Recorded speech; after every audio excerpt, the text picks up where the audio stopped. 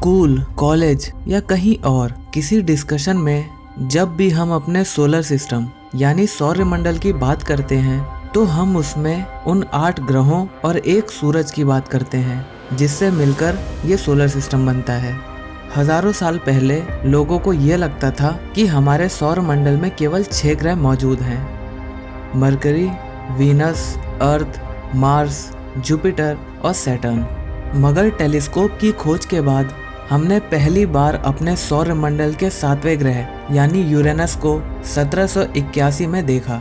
मगर यूरेनस की मूवमेंट और ग्रेविटेशनल बिहेवियर यानी गुरुत्वाकर्षण व्यवहार को देखते हुए वैज्ञानिकों को लगा कि कुछ और भी ऐसा है जो इसे इसके रास्ते पर बनाए हुए है।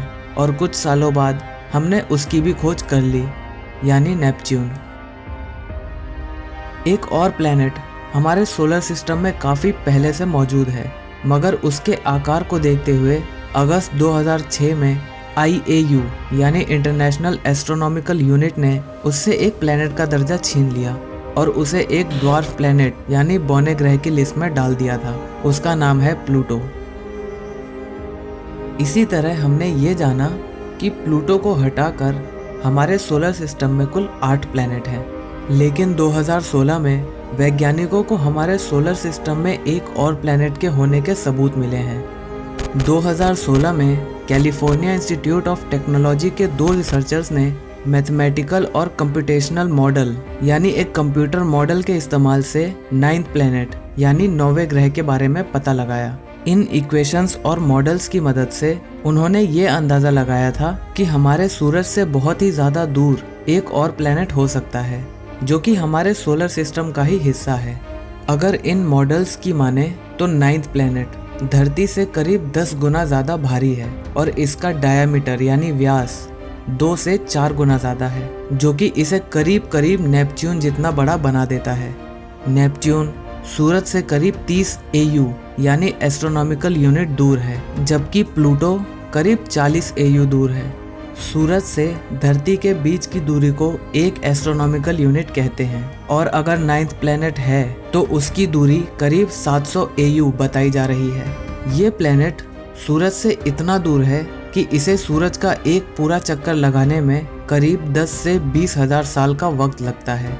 इसका मतलब जब ये सूरज से सबसे ज़्यादा करीब होगा उस वक्त भी इसकी दूरी सूरज से करीब 200 AU की होगी।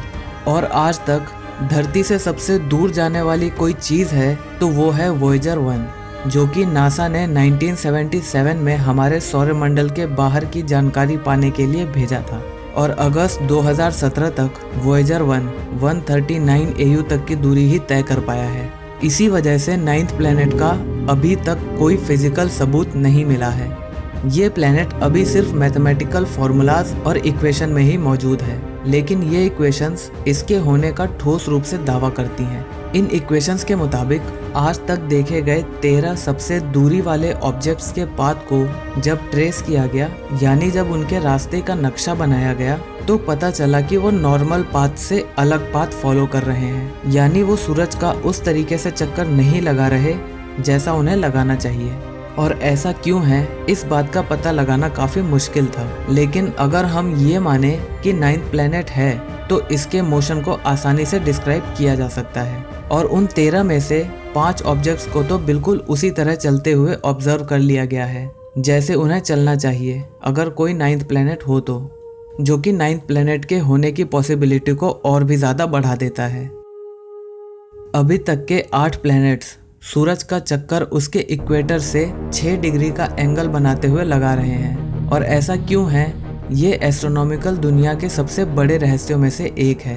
1846 में नेपच्यून को भी बिल्कुल इसी तरह खोजा गया था। उसका भी पहले कोई फिजिकल सबूत नहीं मिला था, वो भी पहले मैथमेटिकल फार्मूलाज में ही खोजा गया था। इसी तरह एक और प्लैनेट वोल्केन को ऐसे ही इक्वेशंस में खोजा गया था।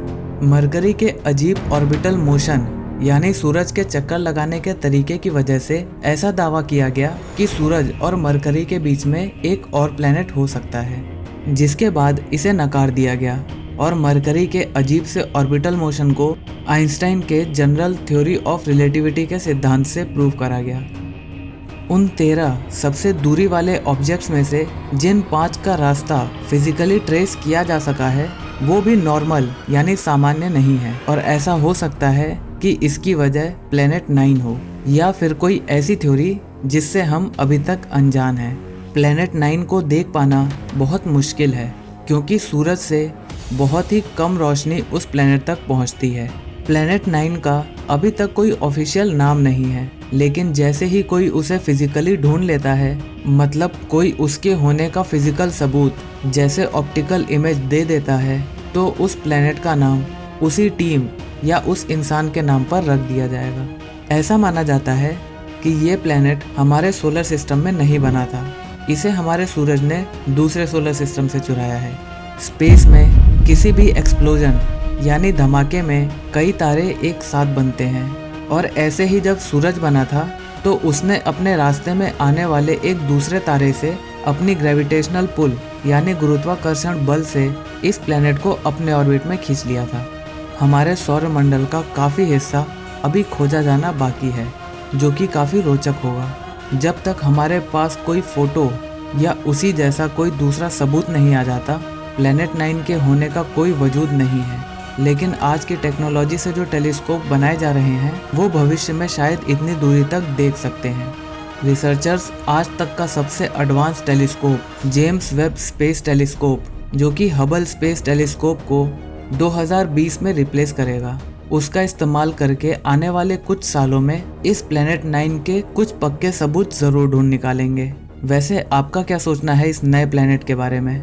अगर आपने इसकी खोज की तो आप इसका क्या नाम रखोगे? नीचे कमेंट करके ज़रूर बताइएगा। अगर आपको ये वीडियो अच्छी लगी तो इसे लाइक करना मत भूलिएगा और सब्सक्राइब कीजिए अनसुनी बातें चैनल को, क्योंकि मैं आपके लिए ऐसी अनसुनी बातें लेकर आता रहता हूँ। और इस बेल आइकन को भी दबाना मत भूलिएगा, जिससे आपको मेरी आने वाली सभी वीडियो